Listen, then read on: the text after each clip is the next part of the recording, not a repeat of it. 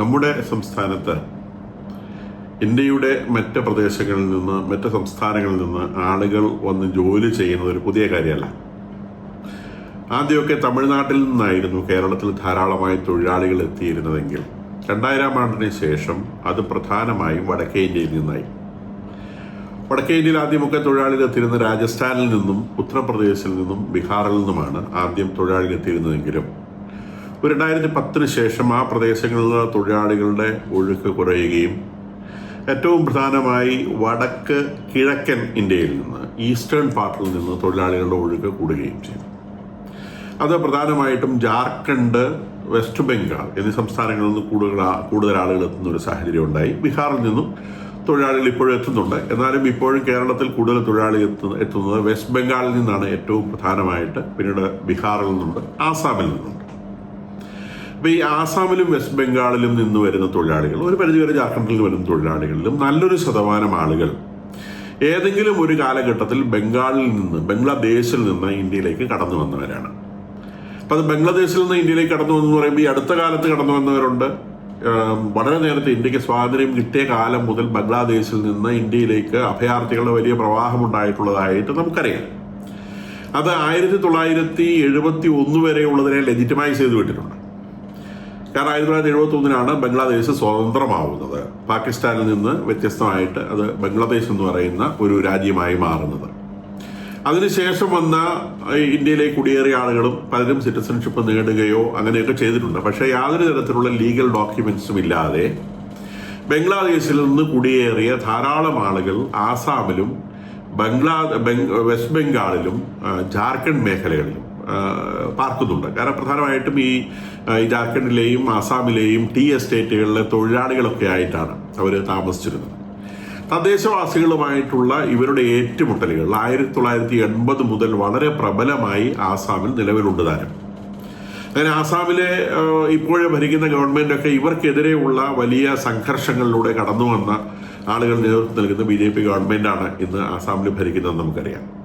West ബംഗാളിലും ധാരാളമായിട്ട് ഇത്തരം തൊഴിലാളികളുണ്ട്. അപ്പോൾ ഈ അനധികൃതരായിട്ടുള്ള ആളുകൾ അവിടെ നിന്ന് രാജ്യത്തിന്റെ വിവിധ ഭാഗങ്ങളിലേക്ക് കുടിയേറുകയുണ്ടായിട്ടുണ്ട്. അപ്പം അതിൽ ഈ അടുത്ത കാലത്ത് നമുക്കറിയാം, കഴിഞ്ഞ ദിവസങ്ങളിൽ ബാംഗ്ലൂര് ഒരു ഗവൺമെന്റ് സ്ഥലം 30 ഏക്കർ കൈയേറി താമസിച്ച റോഹിംഗ്യ മുസ്ലിംസ് എന്ന് പറയുന്നത് ബർമയിൽ നിന്നുള്ളവരാണ്. അപ്പം ബർമയിൽ നിന്നുള്ള മുസ്ലിങ്ങൾ അവര് ഇന്ത്യയിലെ ബോർഡറുകളിലൂടെ, ദാറ്റ് ഈസ് മിസോറാമിലൂടെ, മണിപ്പൂരിലൂടെ, നാഗാലാൻഡിലൂടെ, അരുണാചൽ പ്രദേശിലൂടെ ഒക്കെ ഇന്ത്യയിലേക്ക് നുഴഞ്ഞു കയറി അങ്ങനെ ആസാമിലെത്തി. ആസാമിൽ നിന്ന് ഇന്ത്യയുടെ മറ്റു ഭാഗങ്ങളിൽ, പ്രത്യേകിച്ച് ഒരു തെക്കേ ഇന്ത്യയിലേക്കാണ് വരുന്നത്. ഇവിടെ കുറച്ചുകൂടെ ശ്രദ്ധ കുറവാണ്.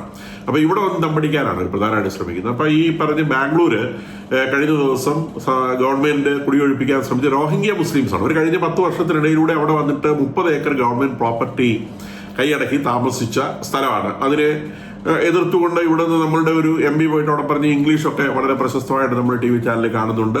വേറെ നമ്മളുടെ KC വേണുഗോപാൽ അതിനെതിരെ അതിശക്തമായിട്ട് പ്രതിഷേധിച്ചായിട്ടുള്ള പത്രവാർത്തകൾ നമ്മൾ കാണുകയുണ്ടായിട്ടുണ്ട്. റോഹിംഗ്യ മുസ്ലിംസിനെ അങ്ങനെ കുടിയൊഴിപ്പിക്കാനൊന്നും പറ്റിയില്ല, അവർ നമുക്ക് വളരെ വേണ്ടപ്പെട്ട ആളുകളാണെന്നൊക്കെ അവർ പ്രഖ്യാപിച്ചൊക്കെ നമ്മൾ കണ്ടിട്ടുണ്ട്. അപ്പൊ അതിനിടയിലൂടെ കേരളത്തിൽ വന്ന് വസിക്കുന്ന ഈ അന്യസംസ്ഥാന തൊഴിലാളികളെന്ന് ഇന്ന് നമ്മൾ വിളിക്കുന്ന ആളുകൾ, അതിനകത്ത് നല്ലൊരു ശതമാനം ആളുകൾ ഒന്നുകിൽ റോഹിംഗ്യ മുസ്ലിംസ് ആണ്, അല്ലെങ്കിൽ ബംഗ്ലാദേശിൽ നിന്ന് കുടിയേറി വന്നവരാണ്. ഇവർ അനധികൃത കുടിയേറ്റക്കാരാണ് എന്ന് മാത്രമല്ല, ഇവർ സിറ്റിസൺഷിപ്പ് പോലെയുള്ള കാര്യങ്ങൾക്ക് ശ്രമിക്കാത്തത് മിക്കവാറും ആളുകൾക്ക് കുറ്റവാളികളുടെ പശ്ചാത്തലമുള്ളതുകൊണ്ടും അല്ലെങ്കിൽ തീവ്രവാദ പശ്ചാത്തലമുള്ളതുകൊണ്ടുമാണ്. അതിനോടനുബന്ധിച്ച ഒരു വാർത്ത ഈ ഡിസംബർ 31 ഹിന്ദുവിൽ പ്രത്യക്ഷപ്പെടുകയുണ്ടായി. നമ്മുടെ മലയാള പത്രങ്ങളൊന്നും അത് വലിയ പ്രാധാന്യത്തോടെ പ്രസിദ്ധീകരിച്ചില്ല. കാരണം നമ്മളിവിടെ ഡൽഹിയിലെ കൃഷ്ണശ്രീ വെട്ടിയതും ചാപ്പലിൽ ഒരുത്തങ്കറി ഒച്ച ഉണ്ടാക്കിയതും ഇത്തരം വാർത്തകളിൽ അങ്ങ് മുഴുകി കിടക്കുകയായിരുന്നു. നമ്മുടെ ചാനലുകൾ മുഴുവൻ ഡിസ്കസ് ചെയ്തുകൊണ്ടിരുന്ന ആ വാർത്തയാണ്. ഈ ഡിസംബർ 31 ആസാമിൽ നിന്ന് കുടിയേറി കേരളത്തിൽ വന്ന, കഴിഞ്ഞ 10 വർഷമായിട്ട് അയാൾ ഇവിടെ താമസിക്കുന്നുണ്ട്, ഒരു റോഷിദോൾ ഇസ്ലാം എന്ന് പറയുന്ന ഒരു ആള്. 25 വയസ്സാണ് അവന്റെ പ്രായം. അവൻ 15 വയസ്സുള്ള സമയത്ത് തന്നെ കേരളത്തിൽ എത്തിയതാണ് എന്ന് പറയപ്പെടുന്നു. അവൻ പാകിസ്ഥാനിൽ നിന്ന് ഒരു AK-47 സംഘടിപ്പിക്കാനുള്ള ശ്രമം നടത്തിയത് ഇന്റലിജൻസിന്റെ ശ്രദ്ധയിൽപ്പെട്ടതിന്റെ അടിസ്ഥാനത്തിലാണ് അവനെ അറസ്റ്റ് ചെയ്തിട്ടുള്ളത്. അപ്പോൾ ഈ 10 വർഷം അവൻ ഈ രാജ്യത്ത് താമസം ഉണ്ടായിരുന്നു എന്ന് പറഞ്ഞു. ഇവൻ ഈ ഒരുത്തൻ ഈ 10 വർഷം ഇത്തരം സ്വഭാവവുമായി ഈ കേരളത്തിൽ താമസമുണ്ടെങ്കിൽ, തൃശ്ശൂരാണ് അയാൾ താമസിക്കുന്നത്, തൃശ്ശൂര് താമസമുണ്ടായിരുന്നെങ്കിൽ കേരളത്തിന്റെ വിവിധ ഭാഗങ്ങളിലുള്ള ഈ നോർത്ത് ഈസ്റ്റിൽ നിന്ന് വരുന്ന, പ്രത്യേകിച്ച് വെസ്റ്റ് ബംഗാളിൽ നിന്ന് വരുന്ന, ജാർഖണ്ഡിൽ നിന്ന് വരുന്ന, ആസാമിൽ നിന്ന് വരുന്ന ഇത്തരം ആളുകളുടെ ക്രിമിനൽ ആക്ടിവിറ്റീസ് എത്രത്തോളം ആഴത്തിൽ വേരൂന്നിയിട്ടുണ്ട് എന്ന് നമ്മൾ തിരിച്ചറിയേണ്ടതുണ്ട്. അപ്പൊ ഇയാള് ഈ നമ്മുടെ സമൂഹത്തിൽ സ്വൈര്യവികാരം നടത്തുകയും നമ്മളുടെ ഭാഷ സ്വായത്തമാക്കുകയും നമ്മളുടെ ഭാഷയിൽ തന്നെ അയാള് മത തീവ്രവാദം പ്രചരിപ്പിക്കുകയും ചെയ്തു എന്നൊക്കെയാണ്. അയാളുടെ സോഷ്യൽ മീഡിയയിലൂടെ ഹിന്ദിയിലും മറ്റ് ഭാഷകളിലും അയാള് മതവിദ്വേഷം പ്രചരിപ്പിക്കുകയും ചെയ്തു എന്നൊക്കെയാണ് പോലീസുകാർ ഇപ്പൊ കണ്ടെത്തിയിരിക്കുന്നത്. അപ്പൊ ഇവൻ ഒരു AK-47 തോക്ക് സംഘടിപ്പിക്കാൻ, പാകിസ്ഥാനിൽ നിന്ന് AK-47 തോക്ക് സംഘടിപ്പിക്കുവാൻ വേണ്ടി ഇവൻ ശ്രമിച്ചു എന്ന് മാത്രമല്ല, ബംഗ്ലാദേശിലുള്ള ഇവന്റെ അമ്മാവനുമായി ഇവൻ നിരന്തരം സമ്പർക്കം പുലർത്തിയിരുന്നതായി കാണുന്നു. അപ്പൊ ഇവൻ ബംഗ്ലാദേശുകാരനാണെന്നുള്ള ഉറപ്പ്. ആസാമി എന്ന് പറഞ്ഞുകൊണ്ടാണ് പത്രത്തിൽ ഇട്ടിരിക്കുന്നത്. പക്ഷേ ഇവന്റെ ബംഗ്ലാദേശിലുള്ള അമ്മാവനുമായിട്ട് ഇവൻ നിരന്തരമായ കോൺടാക്ട് ഉണ്ടായിരുന്നു. പാകിസ്ഥാനിലുള്ള തീവ്രവാദ ബാക്ക്ഗ്രൗണ്ടുള്ള പല ഫോൺ നമ്പറുകളുമായും ഇയാൾക്ക് ബന്ധമുണ്ടെന്നും ഒക്കെ പത്രവാർത്തകൾ, ഈ പറയുന്ന ഹിന്ദു റിപ്പോർട്ട് ചെയ്ത വാർത്തയിലുണ്ട്. നമ്മൾ ഇന്ന് ഇന്റർനെറ്റ് ഒക്കെ സെർച്ച് ചെയ്യുന്ന സമയത്ത് നമുക്ക് കാണാൻ സാധിക്കും. മലയാള പത്രങ്ങൾ ഇത് കണ്ടിട്ടില്ല കേട്ടോ. അവർ വളരെ തിരക്കിട്ട് ഡൽഹിയിലെ പുൽക്കൂടിന്റെ വിഷയവും ക്രിസ്മസ് ഡേയുടെ വിഷയവും ഒക്കെ അന്വേഷിച്ചുകൊണ്ടിരിക്കുകയാണ്. അപ്പൊ ഇത് ഈ നമ്മുടെ നാട്ടിൽ ഇങ്ങനെ ഈ വേരൂന്നിയിട്ടുള്ള ഇത്തരം തീവ്രവാദ പ്രസ്ഥാനങ്ങളെ നമ്മൾ ഒരിക്കലും കാണുന്നില്ല എന്നുള്ളതാണ്. ഇവിടെ SDPIക്കാരെ NIA അറസ്റ്റ് ചെയ്തുകൊണ്ട് പോയപ്പോൾ ആ അറസ്റ്റ് ചെയ്യപ്പെട്ട SDPIക്കാർ മുഴുവൻ മലയാളികളായിരുന്നു നമ്മൾ ഓർക്കണം. അതിന്റെ എത്രയോ ഇരട്ടി തീവ്രവാദികളായിട്ടുള്ള ആളുകൾ ഇതുപോലെ ബംഗ്ലാദേശിൽ നിന്നും ബർമയിൽ നിന്നും വന്ന ആളുകൾ ഇവിടെ വേറെ ഉറപ്പിച്ചിട്ടുണ്ട്.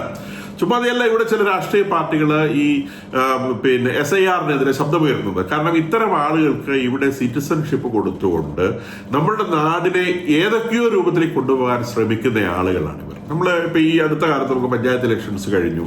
ഇന്ന് ഒരു തെക്കൻ ഭാഗത്തുള്ള ഒരു ജില്ലാ പഞ്ചായത്തിന്റെ സത്യപ്രതിജ്ഞാ വേളയിൽ ഒരു മതത്തിന്റെ പുരോഹിതൻ വന്ന് അല്ലാഹു അക്ബർ വിളിച്ചുകൊണ്ട് അവരുടെ സത്യപ്രതിജ്ഞാ ചടങ്ങ് ആദ്യം ഒരു പൗരോഹിത്യ ചടങ്ങ് കൊണ്ട് തുടങ്ങുന്നതായിട്ട് കണ്ടു. നമുക്കറിയാവുന്നതുപോലെ ഒരു ജില്ലാ പഞ്ചായത്ത് പുറമെ എല്ലാ മതവിഭാഗങ്ങളിലും പെട്ട ആളുകളുടെ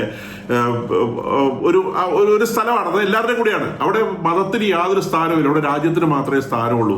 ദേശഭക്തി ഗാനങ്ങളാണ് അവിടെ ആലപിക്കപ്പെടേണ്ടത്, ദേശീയ ഗാനമാണ് ആലപിക്കപ്പെടേണ്ടത്, ദേശീയതയുമായി ബന്ധപ്പെട്ട ചിഹ്നങ്ങളാണ് അവിടെ ഉണ്ടായിരിക്കേണ്ടത്. അതിന് പകരം മറ്റു മതങ്ങളുടെ എല്ലാം ദൈവങ്ങൾ പൊട്ടയാണ്, ഞങ്ങളുടെ ദൈവം മാത്രമാണ് വലുത് എന്ന് വിളിച്ചു പറയുന്ന ഒരു അറബിക്കുള്ള പ്രാർത്ഥനകൾ ചൊല്ലുകയും അത് ഇവിടുത്തെ ജനാധിപത്യവാദി എന്ന് വിളിക്കുന്ന വലിയൊരു പാർട്ടിയുടെ നേതാവ് തലയിൽ സാരിയൊക്കെ പൊതിച്ച് അതിന്റെ പുറകിൽ വളരെ ഭവ്യതയോടെ ഭയത്തോടെ നിൽക്കുകയും ഒക്കെ ചെയ്യുന്നത് നമ്മൾ കാണുന്നത്. ഇത് എങ്ങോട്ടാണ് വാസ്തവത്തിൽ പോകുന്നത്? ഈ പുറമേ നിന്നുള്ള ആളുകൾ ഇവരെന്തിനായിരിക്കാം ഈ പറയുന്ന ഈ ആസാംകാരൻ AK-47 സംഘടിപ്പിക്കാൻ ശ്രമിച്ചത്? ഓസ്ട്രേലിയയിൽ നടന്ന സംഭവം ഇവിടെ കഴിഞ്ഞിട്ട് 2 ആഴ്ച ആയിട്ടേ ഉള്ളൂ. അവിടെ അവർ സ്നീഫർ ഗണ്ണുകളാണ് ഉപയോഗിച്ചത്. അതായത് ദൂരെ നിന്ന് ഉന്നം പിടിച്ച് വെടിവെക്കേണ്ട തോക്കുകളാണ് അവർ ഉപയോഗിച്ചത്. അപ്പം അത്തരം തോക്കുകൾ ഉപയോഗിക്കണമെങ്കിൽ ട്രെയിനിങ് ആവശ്യമുണ്ട്.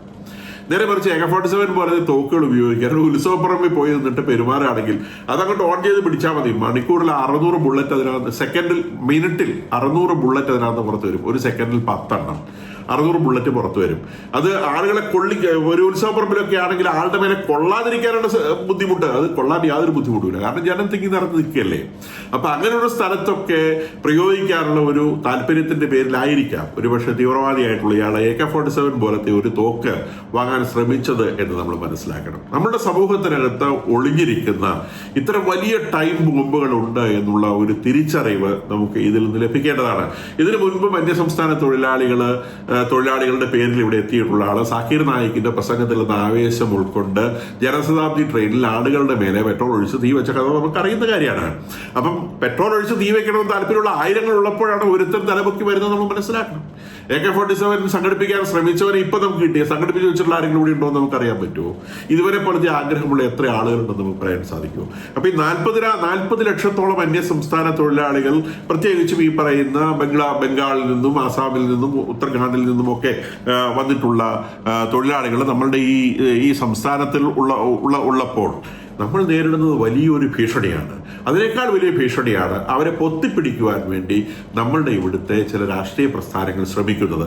അവരെ വോട്ടർ പട്ടികയിൽ ചേർത്ത് അവർക്ക് ലെജിറ്റിമസി കൊടുത്ത് അവരെ ഇവിടുത്തെ സ്ഥിരം ആളുകളാക്കി മാറ്റുകയും ഇവിടെയുള്ള ചില ആളുകളെ എക്സ്പെല് ചെയ്യുകയും ചെയ്യണമെന്ന് താല്പര്യത്തോടെ ഇതിനെ വളർത്തുന്ന ഒരു വലിയ വിഭാഗം ഇവിടെ ഉണ്ട് എന്ന് നമ്മൾ തിരിച്ചറിയേണ്ടതുണ്ട്. അതിനെ പിന്തുണയ്ക്കുന്ന ആളുകളുണ്ട് നമ്മൾ തിരിച്ചറിയേണ്ടതുണ്ട്. ഏറ്റവും പ്രധാനമായി ഇത്തരം ഒരു വാർത്ത മുക്കിക്കളഞ്ഞതിന്റെ പിന്നിലുള്ള ചേതോവികാരം എന്താണ് എന്നും നമ്മൾ ആലോചിക്കേണ്ടതുണ്ട്.